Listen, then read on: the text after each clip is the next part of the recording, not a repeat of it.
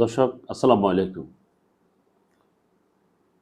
ভারতের ক্যালকাটার যে আনন্দবাজার পত্রিকা তারা স্পষ্টভাবে বলছে যে সোমবার অর্থাৎ 10 তারিখ থেকে আওয়ামী লীগ মাঠে থাকবে সর্বশক্তি নিয়ে। কেন?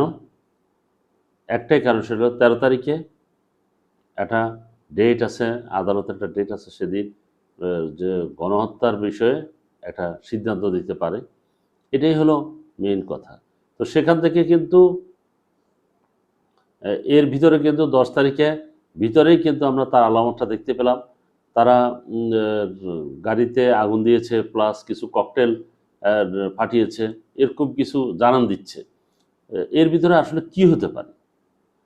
বিশেষজ্ঞরা মনে করেন যে সেখানে ওরা তো আর মাঠে নামতে পারবে না, অথবা ওরা জোটে মিছিল করবে, সেখানেও কিন্তু একটা বিপদ আছে।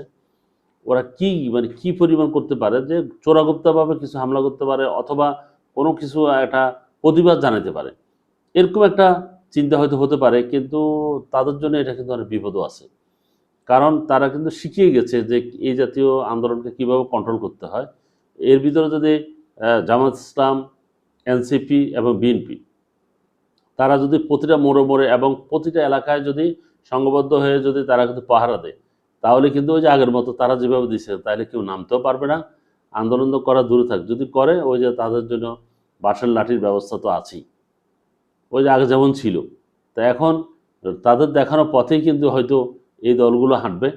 এরপরে কি প্রতিক্রিয়া দেখায়, সেটা আমরা দেখতে পাবো। দর্শক, ভালো থাকবেন।